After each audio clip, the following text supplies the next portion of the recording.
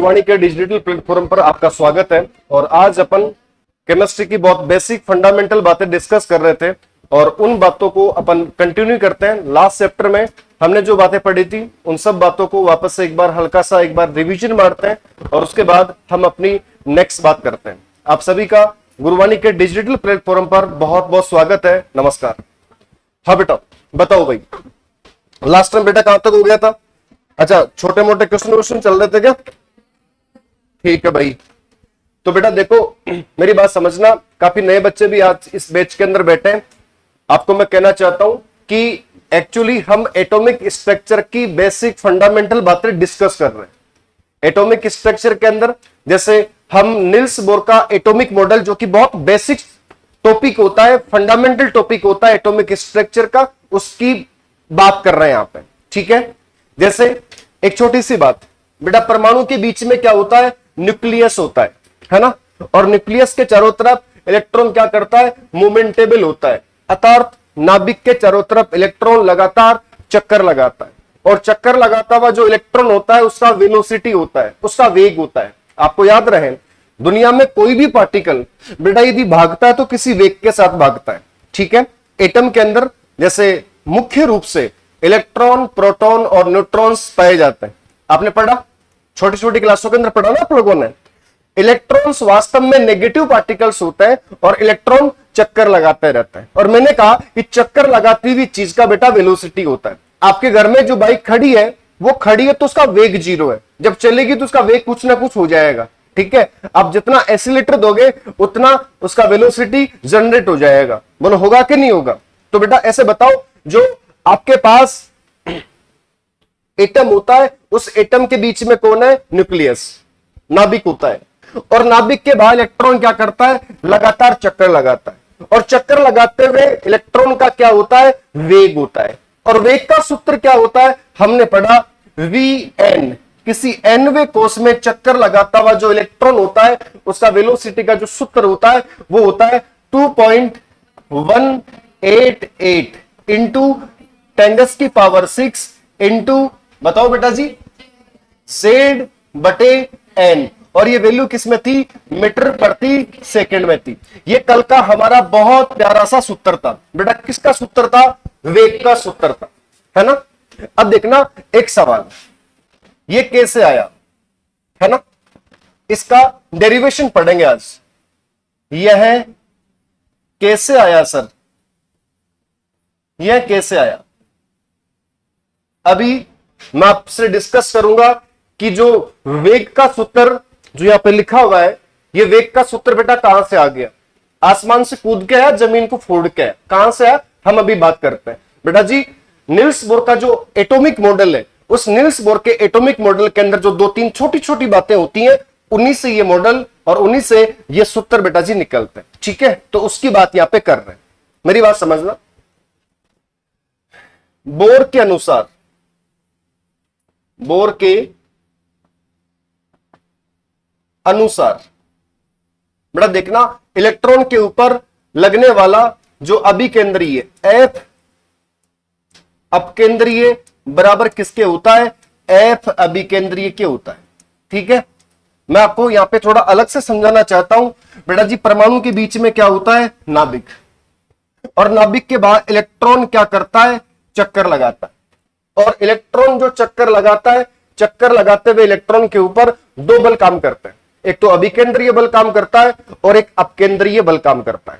ठीक है, और ये दोनों बराबर काम करते हैं और ये दोनों विपरीत दिशाओं के अंदर काम करते हैं, जिससे इलेक्ट्रॉन न तो नाभिक की ओर जा पाता है और न मतलब परमाणु को छोड़ करके बाहर निकल पाता है। ठीक है, आप इसकी दिशा इस तरह से आप देखें, जैसे ये मोमेंटेबल इलेक्ट्रॉन है।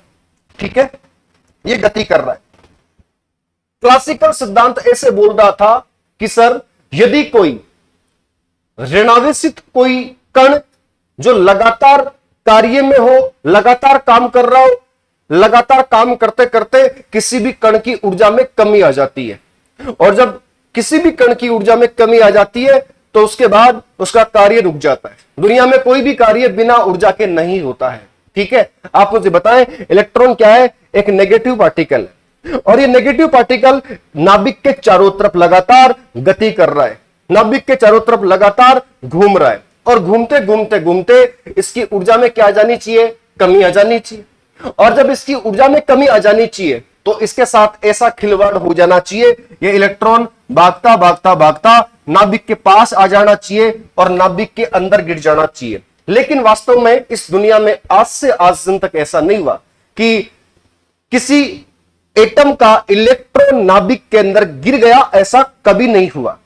ये क्यों नहीं होता, इसका उत्तर नील्स बोर ही तो देता है, और वो ये दे रहा है कि सर आपके पास जो नाभिक है और उस नाभिक के बाहर जो इलेक्ट्रॉन है, वो जो इलेक्ट्रॉन जो मोमेंटेबल है, गति कर रहा है, इस गति करते हुए इलेक्ट्रॉन के ऊपर एक तो इस तरफ और एक इस तरफ बल काम करते हैं, ठीक है। और इधर F अपकेंद्रीय होता है और इधर F अभिकेंद्रीय होता है, ठीक है। अपकेंद्रीय बल जो होता है वो अभिकेंद्रीय बल के एग्जैक्टली बराबर होता है, और जब बराबर होता है तो इलेक्ट्रॉन जो होता है, उस इलेक्ट्रॉन का जो स्थिति होता है वो न तो नाभिक की तरफ जा पाता है और न बेटा जी नाभिक से इधर थोड़ा दूर जा पाता है, मतलब कि वो अपनी स्थायी कक्षा के अंदर चक्कर लगाता है, ठीक है। एक छोटा सा एक्सपेरिमेंट आप खुद भी कर सकते हैं। एक छोटी सी रस्सी ले लो और उस रस्सी के पत्थर बांध लो, और पत्थर बांध करके आप बावलों की तरह उस रस्सी को यूं घुमाओ, ठीक है। आपको पता चलेगा कि आपकी जो रस्सी है उसके ऊपर दो बल काम कर रहे हैं। एक बल तो कोई ऐसा बल है जो उस पत्थर को आपसे दरकिनार करना चाहता है, आपसे दूर भगाना चाहता है, और एक बल ऐसा है जो आपकी तरफ उस पत्थर को लेके आना चाहता है। लेकिन यहां पर हैरानी की बात यह है कि जो उधर लगने वाला बल है वो इधर लगने वाले बल के एग्जैक्टली बराबर है, और इसलिए बेटा जी इलेक्ट्रॉन स्थायी कक्षा के अंदर लगातार चक्कर लगा पाता है। ये एक्चुअली ऐसा होता है, एक्चुअली ऐसा होता है, यस और नो, ठीक है। तो बेटा देखना यहां पे जो काम हो रहा है, जो बात हो रही है, वो तुम एक बार देखना। जैसे मैंने कहा F अपकेंद्रीय बराबर किसके होता है, F अभिकेंद्रीय।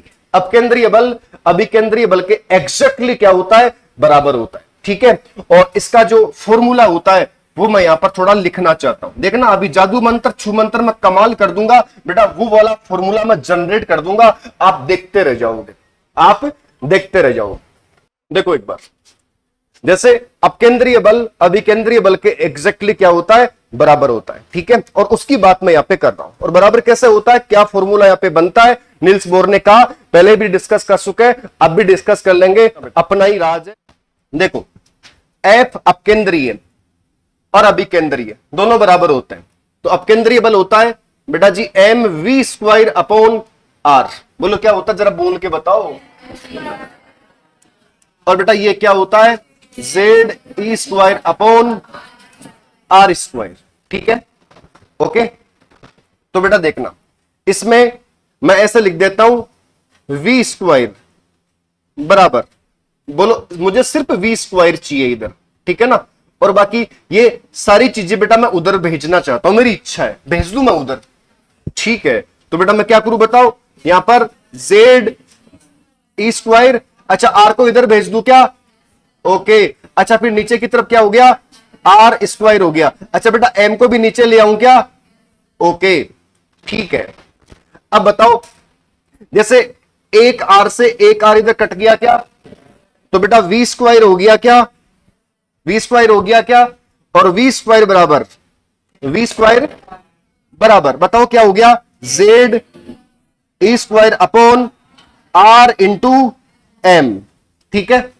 अच्छा अब देखना भाई, जैसे मैं इधर ऐसा करना चाहता हूं, जैसे मेरे पास v² है, v², अच्छा इधर मेरे पास r भी है और इधर m भी है, मैं m को और r को मैं इधर सेट कर देता हूं, ठीक है ना। अब मेरे पास क्या हो गया, v² r इंटू m। समझना बेटा मेरी बात को, मैथमेटिक्स नहीं है, पीएचडी नहीं कर रहे हैं, लफड़ा नहीं आएगा, बात सिंपल है।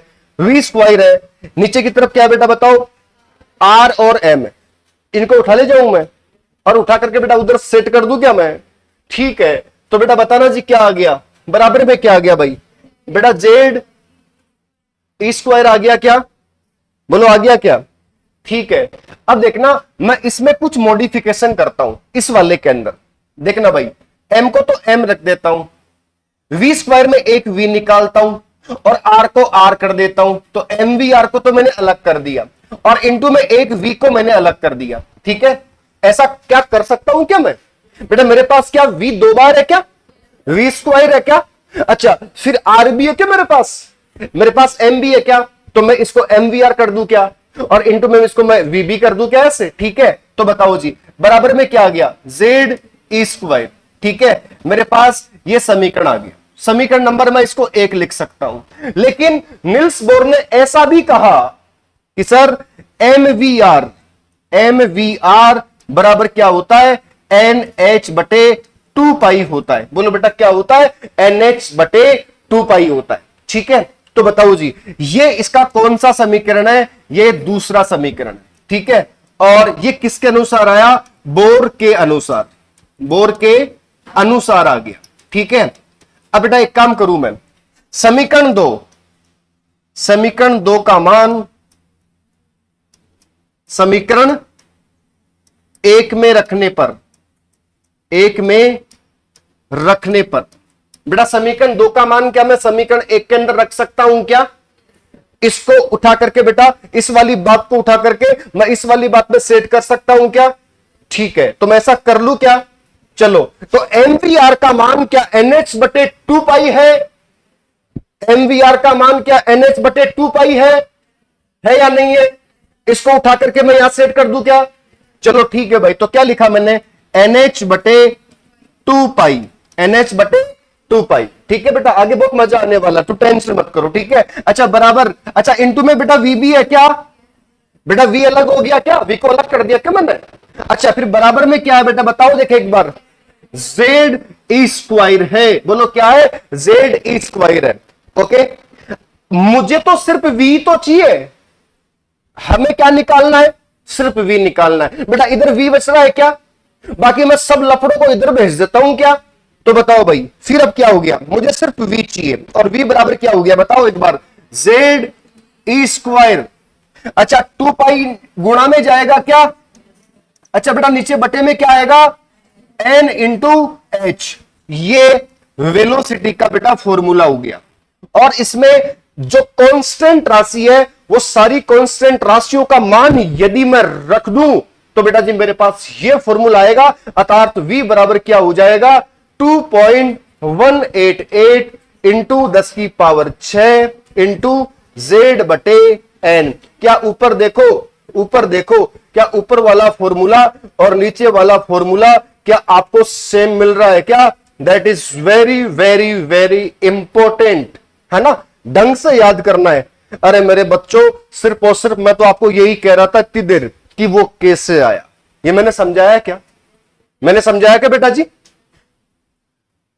इतना बता रहा हूं कि ये ज्यादा इंपॉर्टेंट नहीं है, सबसे इंपॉर्टेंट ये वाली चीज है। क्या पता कि वेलोसिटी का जो फॉर्मूला है वो इस फॉर्मेट में आ जाए, तो मेरे लाडले बच्चों का गलत नहीं है। ठीक है ना? मेरा कहने का इंटेंट सिर्फ ये वाला था, और बाकी ऑब्जेक्टिव क्वेश्चन बनता है यदि इन सब चीजों से, तो ये तो तुम पढ़ चुके हो। बहुत सिंपल चीज है, आपको किसी बात की कोई चिंता नहीं करनी है, बाकी सब कुछ मैं संभाल लूंगा। बस इतना सा है कि लहरों से डरकर नौका पार नहीं होती, और कोशिश करने वालों की मेरे दोस्तों कभी हार नहीं होती, है ना? हम कामयाब होंगे और हम जिंदाबाद रहेंगे, हम आजाद रहेंगे। बस इतना सा है, हमें मेहनत करनी है, हमें कामयाब होना है।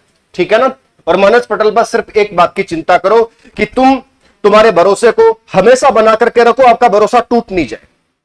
बेटा जी बहुत इंपॉर्टेंट बात है, बहुत इंपॉर्टेंट बात। पहली बात, हम लोग बेटा जी ऐसे परिवारों से निकल करके आए हैं जिनके परिवारों में जो आज हमारे जो लोग बैठे हैं, हमारे परिवारों के अंदर हमारे पैतृक, उन्होंने अपनी पूरी जिंदगी में बहुत संघर्ष किया, है ना?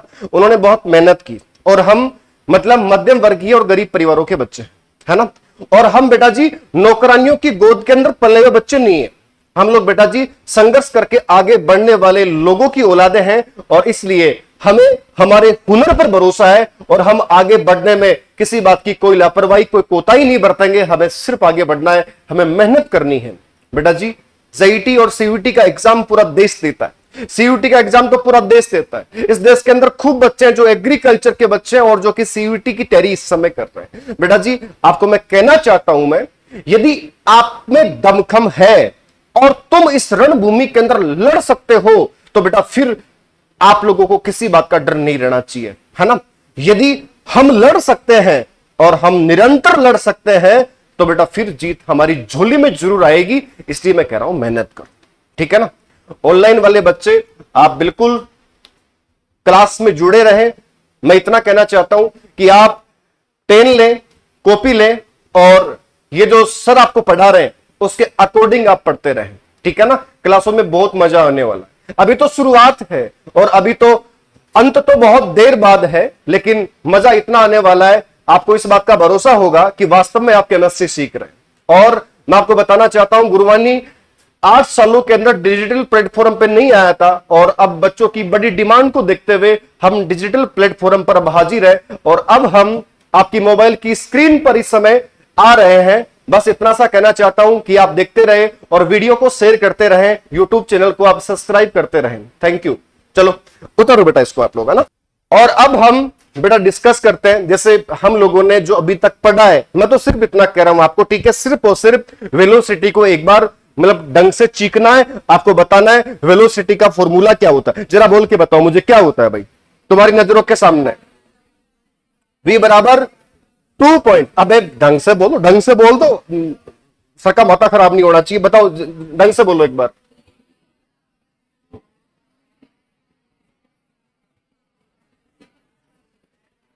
ठीक है ना, ओके, हाँ आराम से, ठीक है ना, वरना मैं ऑनलाइन वालों की परवाह नहीं करूंगा, अभी कुछ बोल दूंगा तुम लोगों को, ठीक है ना।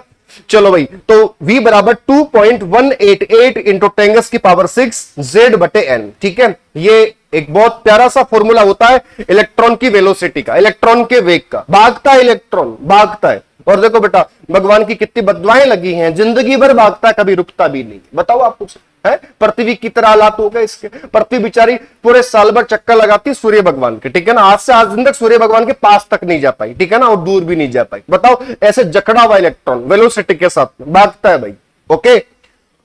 और बेटा जी अब वेलोसिटी के बारे में कुछ छोटे मोटे क्वेश्चंस वगैरह कल कराए थे क्या मैंने? क्या करवाए बताओ, देखिए क्या करवाए।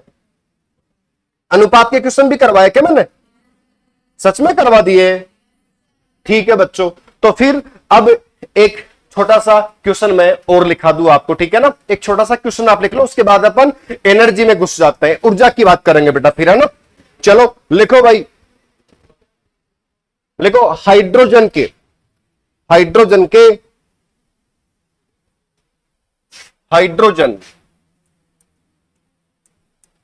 प्रथम कोष में गतिशील इलेक्ट्रॉन का वेग हाइड्रोजन के द्वितीय कोष में गतिशील इलेक्ट्रॉन के वेग का कितना गुना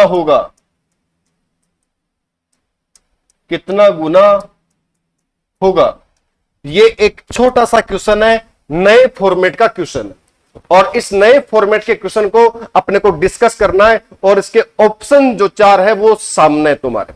देखिए ए ऑप्शन है 1/2, बी ऑप्शन है 2/1, सी ऑप्शन है 4/1 और डी ऑप्शन है नन ऑफ दीज। ठीक है बेटा, ये क्वेश्चन, और इस क्वेश्चन का सॉल्यूशन अपन करेंगे, ठीक है ना। आपसे नहीं करवा रहा, मैं खुद करके दे रहा हूं, ठीक है बेटा जी, ओके। एक बार क्वेश्चन को बोलो, एक बार बोलो बेटा, एक बार। हाइड्रोजन के कौन से कोष बेटा जी? प्रथम कोष में गतिशील इलेक्ट्रॉन का वेग हाइड्रोजन के द्वितीय कोष में गतिशील इलेक्ट्रॉन के वेग का कितने गुना होता है ना। ये का, के, की, मा, में, मी, ये जो वर्ड होते हैं ना क्वेश्चन में, ये बड़े जानदार वर्ड होते हैं। है ना, ये क्वेश्चन की लैंग्वेज को डिस्ट्रॉय करते हैं, बदलते हैं, ठीक है ना।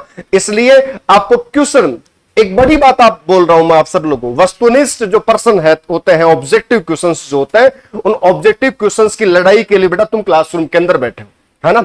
और बेटा आप लोग भी ऑब्जेक्टिव क्वेश्चन की जो रणभूमि है उसके लिए आप तैयारी कर रहे हो। बस इतना सा कहना चाहता हूं कि जो ऑब्जेक्टिव क्वेश्चंस होते हैं उनको सोल्व करने के लिए सबसे पहली बात होती है कि आप उन क्वेश्चंस को ढंग से पढ़ें। यदि आपने उस क्वेश्चन को ढंग से नहीं पढ़ा तो बेटा दिक्कत हो जाती है ना। आपको बढ़िया तरीके से उस क्वेश्चन को पढ़ना है और एक बार नहीं 2 बार ढंग से पढ़ लो, फिर उसके बाद ऑप्शंस को जी भर के देखना है ना। और सॉल्यूशन जब आप करें तो सॉल्यूशन में पेन का इस्तेमाल तो आप करते ही करते हैं। मैंने कुछ तूफानी बच्चों को भी देखा है जो अपने आप को क्या पता क्या समझते हैं और वो सिर्फ और सिर्फ क्वेश्चन को एक बार पढ़ते हैं और एक बार पढ़ने पे लैंग्वेज वगैरह माथे में सेट नहीं होती है, ऑप्शंस को ढंग से नहीं पढ़ते और कलम का इस्तेमाल करते नहीं है। बेटा जी 90% संभावनाएं होती है क्वेश्चन गलत होने की। इसलिए पूरा साल पड़ा है अपने पास में क्वेश्चन की लेंथ को कैसे पकड़ना है, क्वेश्चंस को कैसे सोल्व करना है, क्वेश्चन का पैटर्न कौन सा है, उसको कैसे डील करना है, ये सारी बातें क्लासरूम के अंदर हम रेगुलर स्टडी करेंगे। हम लोग बेटा जी अपनी जो नेक्स्ट जो हमारा डीपीपी जो वर्जन रहेगा क्लासरूम के अंदर, आपके पास जो डीपीपी होगी उस डीपीपी को बेटा जी हम जब सोल्व करेंगे ना तो पूरी बातें खुल के बताऊंगा आप लोगों से, ठीक है बेटा। चलो देखो एक बार क्या लिखा है बोर्ड के ऊपर, हाइड्रोजन के कौन से कोष, प्रथम कोष का वेग द्वितीय कोष के वेग का कितना गुना हो जाएगा। तो बेटा जी आपको पहले प्रथम कोष के वेग के बारे में देखना है, फिर द्वितीय कोष के वेग के बारे में देखना है और उसके बाद क्या करना है मैं बताता हूं आप, ठीक है। देखो भाई, तो बेटा देखना VH फर्स्ट, हाइड्रोजन का कौन सा कोष बेटा, पहला कोष। हाइड्रोजन के पहले कोष का वेग क्या हो जाएगा, तो बेटा इसका देखना फॉर्मूला 2.188 इंटू 10 की पावर 6, 10 की पावर क्या हो गया 6 हो गया। अच्छा फॉर्मूले के अंदर क्या था Z/N, बोलो Z/N, ठीक है। अब Z हाइड्रोजन का परमाणु क्रमांक पूरी दुनिया जानती है कितना होता है, 1 होता है। तो बेटा इंटू में कितना करूं, इंटू में बेटा जी यहां पे 1 कर दूं और 1 बटे बेटा कौन से कोष की बात कर रहा है बंदा, यहां पे पहले की बात कर रहा है। अरे समीकरण नंबर 1 हो गया क्या बेटा, ओके। फिर क्वेश्चन की नेक्स्ट स्टेप के अंदर जाओ, क्वेश्चन का दूसरा चरण क्या बोल रहा है, हाइड्रोजन का द्वितीय कोष का वेग। तो बताओ जी मैं क्या लिख दूं बेटा, यहां पे VH2 लिख दूं क्या, सूत्र तो वही रहने वाला है क्या, एक इलेक्ट्रॉनिक स्पीशीज की खुल के बात करता है नील्स बोर का मॉडल, और ये बात सही है कि हाइड्रोजन में 1 इलेक्ट्रॉन होता है। तो बताइए आप मुझे 2.188 इंटू 10 की पावर 6 और इंटू में, अब बेटा बताओ मैं क्या कर दूं क्या कर दूं मैं, अरे Z/N होता है ना सूत्र में, तो Z कितना है 1 है, तो इंटू में क्या करूंगा 1 बटे, अब बताओ मैं नीचे क्या लिखूं मेरे बच्चों बोलो ना, 2 लिख दूं, पक्का चलेगा, ठीक है ये लो लिख दिया मैंने 2। अब बताओ समीकरण नंबर कौन सा हो गया, बात अनुपात की हुई क्या, नहीं, बात किसकी हुई, हाइड्रोजन का ये वाली बात इस वाली बात की कितने गुना है। तो बेटा देखना समीकरण 1 में बेटा भाग देना चाहता हूं समीकरण 2 का, और मेरी यात्रा के अनुसार आप यात्रा करते रहो, बहुत फायदे में रहोगे, ठीक है भाई। अरे मैं तो वो आदमी हूं बेटा जो आपके अकॉर्डिंग पढ़ाता, ठीक है। मुझे पता है तुम कृषि विद्यार्थी हो और कृषि विद्यार्थियों का दिक्कत ये होता है कि मतलब मैथमेटिक्स पार्ट जिस जगह आता है ये बच्चे बाहर गालने से नहीं चूकते, ठीक है। तो बेटा जी सबसे बड़ी प्रॉब्लम मुझे पता है, अब वही बात चल रही है, मैथमेटिक्स पार्ट है, लेकिन ये भी तो नहीं है ना कि ये असंभव है, ये नामुमकिन है, ये नामुमकिन नहीं है मेरे बच्चों, ठीक है। प्रैक्टिस में जब मैं तुमको लेके आऊंगा ना अपने आप काम चलेगा, अपने आप दौड़ोगे तुम लोग, ठीक है। मतलब मिट्टी को बेटा जी कुमार कुछ भी बना सकता है, उसका टैलेंट जानना है ना, वो गधा बनाना चाहता है, वो उसको जग बनाना चाहता है या क्या बनाना चाहता है, ठीक है। मतलब आप तो मेरे लिए कच्ची मिट्टी हो बेटा, कच्ची मिट्टी, ठीक है। और बेटा जी आप ये मत समझना कि मैं तुमको बहुत टैलेंटेड समझता हूं। अरे मैं तुमको कुछ नहीं समझता। मुझे पता है तुम्हें कुछ नहीं आता। मुझे पता है तुम्हें कुछ नहीं आता। मजाक के लिए आता है, आता है, सम्मान है आप सब चीज का। बस इतना सा है बेटा कि जो आपको नहीं आता है, ठीक है, उस पर आपको भी फोकस करना है और मुझे भी फोकस करना है, ठीक है ना। और बाकी रही बात, एक बच्चा जब क्लासरूम के अंदर बेटा बैठता है ना, तो एक बच्चा वास्तव में उसको न तो दिशा का पता होता है न दशा का पता होता है। बच्चे तो बच्चे होते हैं, लेकिन बेटा जी उस बच्चे को सत्य का एहसास करवाना एक व्यक्ति, टीचर का काम होता है, इंस्टीट्यूट की टीम का काम होता है, विद्यालय का काम होता है, स्कूल का काम होता है। बेटा जी आप सिर्फ और सिर्फ इस समय आप तन और मन, मतलब अपने मस्तिष्क को लेकर के क्लासरूम में बैठे हैं, ठीक है। आपका मस्तिष्क कितना कैपेसिटी के साथ काम करता है ये देखने वाली बात, लेकिन आपके मस्तिष्क को एक इंक्रीजमेंट लेवल पर ले जाने का काम एक टीचर का स्वभाव, उसका व्यक्तित्व है, उसकी पढ़ाने की अदा, और एक बच्चे को एक टीचर कितना मोटिवेट करता है और एक बच्चे को हम कितना अपने आप में संभाल सकते हैं, एक बच्चे की हम कितनी परवरिश कर सकते हैं। बेटा जी ये कोचिंगों के जो रिजल्ट्स होते हैं वो कभी भी बेटा जी सिर्फ स्टूडेंट के टैलेंट से नहीं बनते हैं। ये कोचिंगों के रिजल्ट्स कोचिंग की परवरिश से बनते हैं, कोचिंग के मैनेजमेंट से बनते हैं। और यदि हम बेटा जी इन हाथों से यदि इन छोटे छोटे बच्चों को यदि संभाल लेंगे ना, तो बेटा जी आपके घर के अंदर रौनक आ जाएगी, आपके घर के अंदर बेटा, आपके गरीब आंगन के अंदर दीपक जल जाएगा। बात इतनी सी है कि बेटा हम कितनी ईमानदारी से हम आपको डील करते हैं ये देखने वाली बात है। बेटा जी गुरुवाणी इंस्टीट्यूट 8 साल में यही तो कमाया गुरुवाणी ने। जो हमारी दहलीज पर बच्चा आज से आज दिन तक आया, वो बच्चा ये नहीं कह सकता कि सर इंस्टीट्यूट ने बेईमानी से काम कर दिया, इंस्टीट्यूट ने दगा कर दिया, क्योंकि बेटा जी हम पूरी प्राण शक्ति लगाते हैं हमारी बच्चों के लिए। बस वही तो बात है बेटा। और मैं तो बस इतना सा है, हम तो बेटा लकीर के फकीर आदमी है, आपके लिए पूरा ढंग से काम करेंगे, दमदार काम करेंगे। ईश्वर ने हमें शक्ति दी, वो शक्ति पूरी लगाएंगे। फिर देखो ना आपकी 50% भी हमें कबूल है, आपके 50% को बेटा जी हम ये कह रहे हैं जेईटी और सीवीटी के अंदर आराम से टॉप रैंक के अंदर ले जाने का काम हम आराम से करेंगे, कोई दिक्कत नहीं आएगा। बस मुझे आपका भरोसा चाहिए, आपका साथ चाहिए। दोगे कि नहीं दोगे? दोगे कि नहीं दोगे बेटा जी? बस बेटा फिर मैं बहुत अमीर आदमी हूं, फिर मैं बेटा जी बहुत, मैं मतलब मैं फिर ऐसे मान लेना कि मैं सब कुछ हूं बेटा। फिर मैं कह नहीं सकता, मेरे शब्द मतलब पूरे हो जाते हैं यदि एक बच्चा ये कह देता कि सर मतलब हम समर्पित हैं। और जब बेटा आप इतने बच्चे जब समर्पित होकर इस इंस्टीट्यूट को अपनी पावर दे दोगे ना, ये इंस्टीट्यूट अपना ओहदा अपने आप बढ़ाता जाएगा। ये कमिटमेंट है बेटा आपसे, ठीक है। चलो देखो बेटा जी समीकरण 1 के अंदर मैं किसका भाग देने जा रहा हूं? किसका भाग देने जा रहा हूं बेटा बताओ? अबे 2 का भाग देने जा रहा हूं क्या? ठीक है, समीकरण 1 में 2 का भाग दूंगा। समीकरण 1 दिख रहा है तुम्हारे को? अबे दिख रहा है तुम्हारे को? समीकरण 2 दिख रहा है? ठीक है, ऐसा लिख दूं बेटा इसको मैं, VH1 बटे VH2 इज इक्वल्स टू, बताओ 2.188 into 10⁻6 into 1/1 2.188 into 10⁻6 into 1/2, right? ठीक है, किसी से कुछ कट रहा है तो काट दूं क्या मैं? बताओ किससे, इससे ये कट गया क्या? इससे ये कट गया क्या? अरे बेटा बराबर में जो आया मुझे बता दो। 1/1/1/2। सर इसको कैसे सोल्व करें बताता हूं। देखो VH फर्स्ट बटे VH सेकेंड और बराबर कर दूंगा 1/1/1/2। ठीक है मेरे प्यारे बच्चों, अंश और हर छोटी छोटी क्लासों के अंदर आपके सम्मानित सरों ने पढ़ाया। अंश और हर, और अंश के अंदर अंश और हर के अंदर अंश और हर। ठीक है, ऊपर वाली संख्या को नीचे वाली संख्या से तो कर दो गुणा, ठीक है, और बीच वाली संख्या को बीच वाली संख्या से कर दो गुणा। ठीक है, और इनको ऐसे लिख डालो रे। बताओ 1 इंटू 2 हो गया क्या?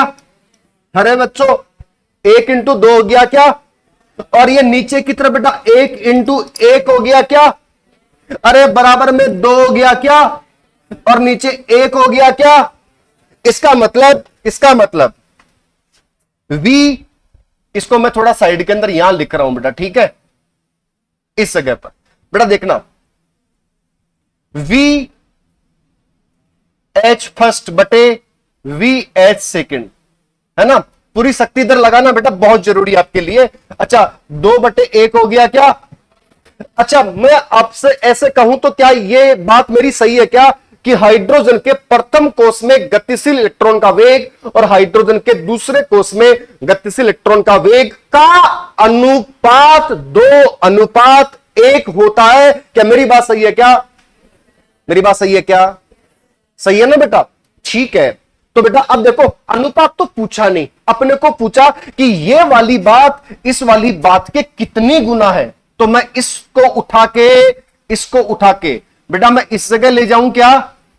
अबे इस जगह ले जाऊं क्या बेटा मैं? तो बताओ क्या बात बनती है? वी एच फर्स्ट बराबर क्या हो गया? 2/1 और इनटू में क्या हो गया? VH2 हो गया, और ये दोनों के बीच एक प्यारा सा रिलेशन आ गया। इट मीन्स, समझे, सावधान, खबरदार, देखिएगा, हाइड्रोजन के प्रथम कोष का वेग, हाइड्रोजन के प्रथम कोष का वेग हाइड्रोजन के द्वितीय कोष के वेग का 2/1 गुना में है, 2/1 गुना में। यस और नो? तो कौन सा ऑप्शन बिल्कुल ठीक आएगा? बी ऑप्शन बिल्कुल ठीक आएगा। यस और नो? सुनना, अब जो नई बात है वो समझना, तो मैं प्रैक्टिस के अंदर ले आऊं इस बात। देखो भाई, ये समझने के लिए एक्स्ट्रा ही है, ओके। जैसे राम बराबर 1/2 इंटू श्याम। अब क्या मुझे सारी बातों का ध्यान रखना पड़ता है बेटा, इसकी छोटी छोटी बातें बताना आपको बहुत जरूरी है, ठीक है ना। आपकी प्रॉब्लम्स का समाधान करना मेरी ड्यूटी है और मैं करता हूं, ठीक है। इधर देखो, राम बराबर क्या है? बोलो ना, राम बराबर 1/2 इंटू श्याम। मैं लैंग्वेज को बोल के बताता हूं, राम श्याम का 1/2 गुना है। कमॉन बोलो ना।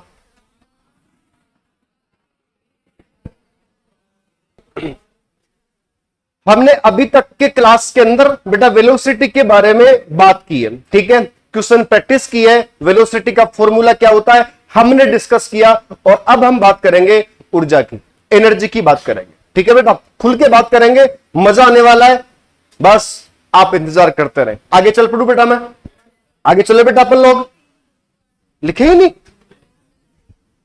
अच्छा इसको लिखे नहीं तुम लोग अभी तक? अबे लिख डालो इसको, मैंने कहा ही नहीं। अरे बेटा लिख दो, लिख लो बेटा इसको, है ना। बात करते हैं ऊर्जा की। लिखो बेटा, एक छोटी सी बात लिखो, nवें कोष में, हाँ हेडिंग ही है, nवें कोष में गतिशील इलेक्ट्रॉन की ऊर्जा, nवें कोष में गतिशील इलेक्ट्रॉन की ऊर्जा, एनर्जी क्या होती है, उसकी बात बेटा यहां पे करना है, ठीक है ना। nवें कोष में जो गतिशील इलेक्ट्रॉन है उसकी एनर्जी क्या है, उसकी ऊर्जा क्या है। मैं कह दूं आपको, ऊर्जा बहुत बेहतर कंटेंट है इस प्रकृति का, और मैंने कहा अलग अलग स्थानों की ऊर्जाएं अलग अलग होती हैं, अलग अलग जगह की ऊर्जाएं अलग अलग होती हैं, ठीक है। और जीवन में देखिएगा, एक बहुत बड़ी बात बोल रहा हूं, स्टीफन हॉकिंग्स का नाम आपने कभी जीवन में सुना? सुना क्या?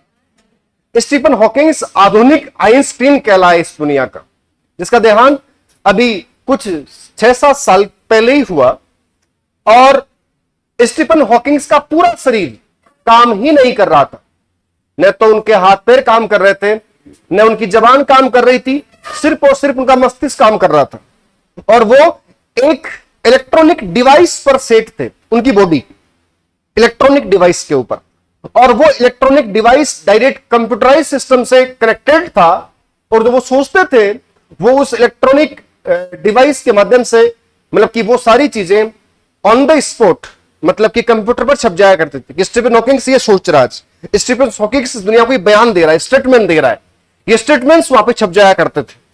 जब वो इस दुनिया को अलविदा करके गए तो उन्होंने ये कहा कि पूरी दुनिया जिसमें ये बहुत अनंत है, ये विशाल है, जिसकी रिसर्च होना हमारे मानव समुदाय के लिए नामुमकिन है, और ये पूरा ब्रह्मांड ऊर्जा के सूत्रों, नियमों और बंधनों से बंधा हुआ है।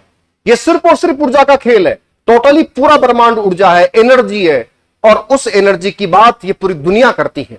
और वो एनर्जी हमें साक्षात कभी कभी दिखती भी है और कभी कभी ना भी दिखती है। मैं कर रहा हूं गॉड की बात, ईश्वर की बात, मतलब इस दुनिया को चलाने वाली ऐसी कोई महाशक्ति भी है, जिसके बारे में आइंस्टीन ने, मतलब आधुनिक आइंस्टीन स्टीफन हॉकिंग्स ने ज्यादा बयान नहीं दिया, सिर्फ इतना दिया, ऊर्जा का खेल है। अब वो ऊर्जा क्या है न जाने क्या है, मतलब कि ये दुनिया, पूरी दुनिया बेटा ऊर्जा के नियमों से चल रही है। ऊर्जा है, महाशक्तियां हैं, और वो शक्तियां न जाने क्या है पता ही नहीं। अब देखिए बेटा जी, बहुत सारी चीजें इस दुनिया में ऐसी हैं, अनसुलझी पहेलियां, जिनके बारे में विज्ञान अपना खोपड़ा बंद कर देती है उस जगह जाके, है ना। आप सोचिए, मतलब कि कोई है जो हमें संभाल रहा है, कोई है जो हमें चला रहा है, कोई है जो हमें दिशा दे रहा है, कोई है जो हमें दशा दे रहा है। राइट, ओके बेटा। चलो देखो, एनर्जी की बात करते हैं।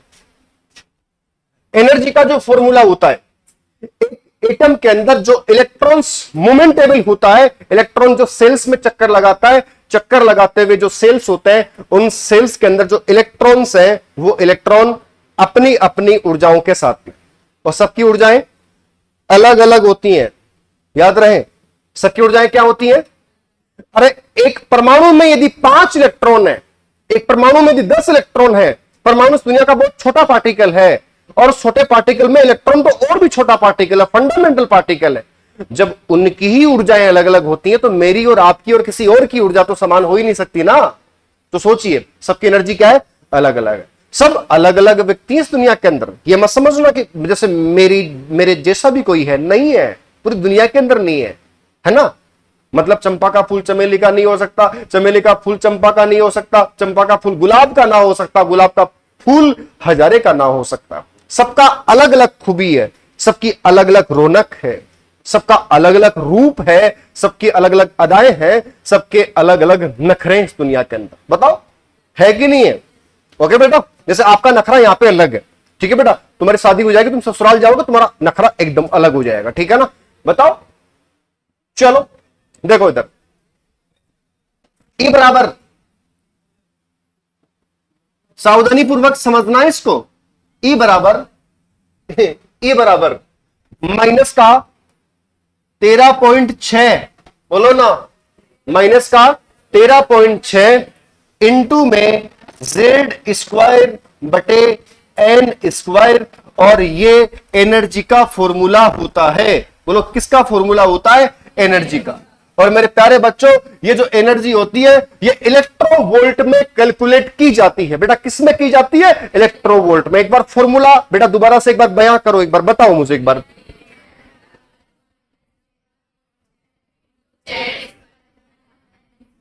ओके, मजे ही मजे, ठीक है बेटा, दोबारा बोलो एक बार, मेरा जी कर रहा है।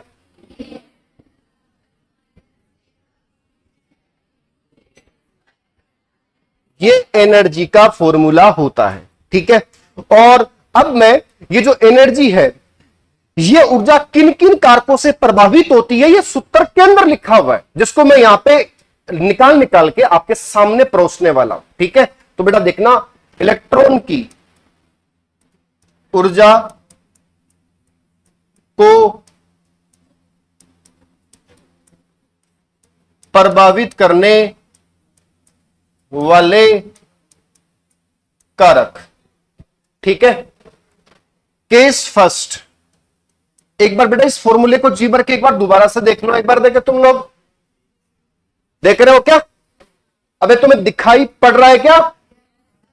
ठीक है, तो बताना बेटा मुझे, ई एन या एनर्जी समानुपाती में। अच्छा बेटा बताना, ये टोटल वैल्यू है, उसके ठीक पहले क्या नेगेटिव लगा हुआ है? नेगेटिव लगा हुआ है क्या?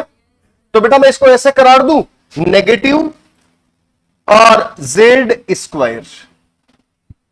ओके, इसका मतलब पता है, बहुत इंपॉर्टेंट बात, यदि जेड का मान बढ़ेगा ना, यदि जेड का मान बढ़ेगा तो क्या ऊर्जा का मान बढ़ेगा? नहीं, ऊर्जा का मान घटेगा। तो इलेक्ट्रॉन की ऊर्जा ई घटेगी। यह संबंध हो गया दोनों के बीच में, मतलब इफेक्टिव न्यूक्लियर चार्ज, प्रभावी नाभिकीय आवेश जो जेड होता है, परमाणु क्रमांक होता है, इसको यहां पे इफेक्टिव न्यूक्लियर चार्ज कह रहे हैं। नाभिक में प्रोटॉन की संख्या, नाभिक में प्रोटॉन की संख्या। ओके, तो बेटा जी नाभिक में प्रोटॉन की संख्या बढ़ेगी, ठीक है। तो बेटा ऐसी स्थिति के अंदर क्या होगा? ऐसी स्थिति के अंदर एनर्जी जो होगा वो क्या हो जाएगा? बोलो बोलो बोलो, कम हो जाएगा। ओके, ठीक है। फिर केस सेकंड, केस सेकंड बेटा आपके पास ई है, एक बार फॉर्मूले को ढंग से देखो, माइनस का वैल्यू है और ये एन नीचे की तरफ है, एंटी प्रोपोर्शनल है, व्युत्क्रमानुपाती टाइप में, ठीक है। तो यहां पर -1/n², ठीक है बेटा। आप इसको देख करके बताओ, अब बताओ एन का मान बढ़ेगा तो ई का मान घटेगा, बढ़ेगा? बढ़ेगा, क्योंकि माइनस चिन्ह उसको यू कर रहा है, एन नीचे नहीं है, इसको हटा दूं तो मैं फिर ऊपर आ जाएगा ना। तो बताओ एन का मान बढ़ेगा। मैं लिख देता हूं, यदि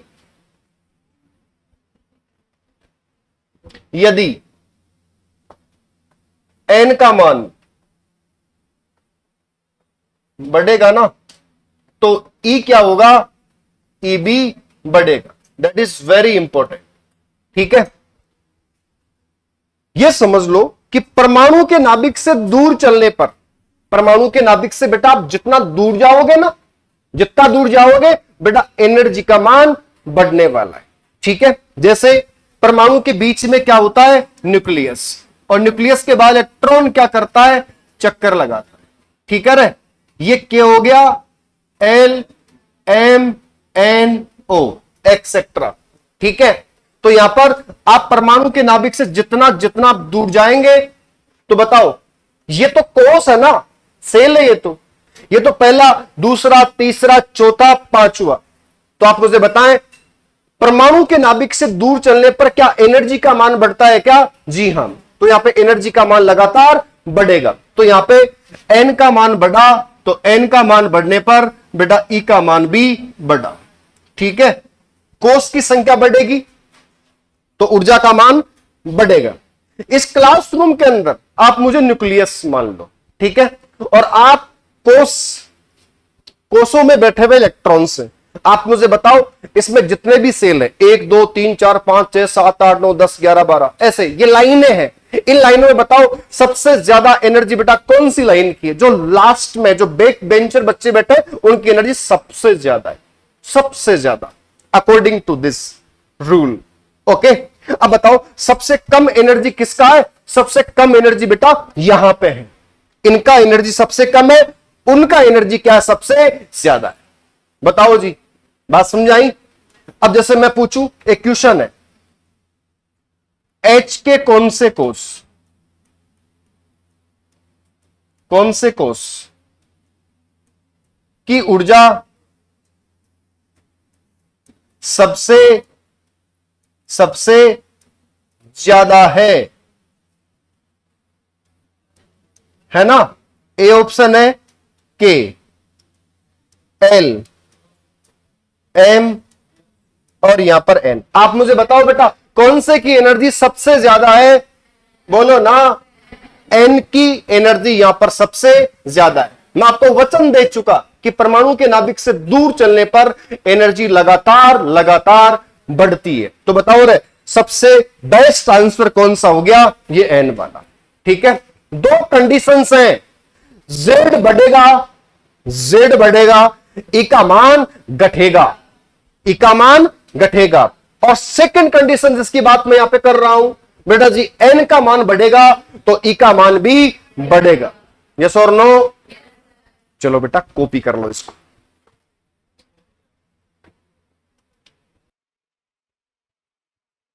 बेटा धीरे धीरे तुम लोग पुराने हो जाओगे ना। अरे बेटा, हेलो गुरुवानियंस, धीरे धीरे आप पुराने हो जाओगे ना। मोबाइल की स्क्रीन पर जो बच्चे मुझे देख पा रहे हैं, आपको मैं भरोसा दिलाना चाहता हूं कि केमिस्ट्री आपका बहुत सुपर डुपर होने वाला है। बस आप मुझे रेगुलर देखते रहें, आप केमिस्ट्री की क्लासेस रेगुलर लेते रहें और सारे वीडियोस आप देखते रहें, शेयर करते रहें और आप केमिस्ट्री को पढ़ते रहें।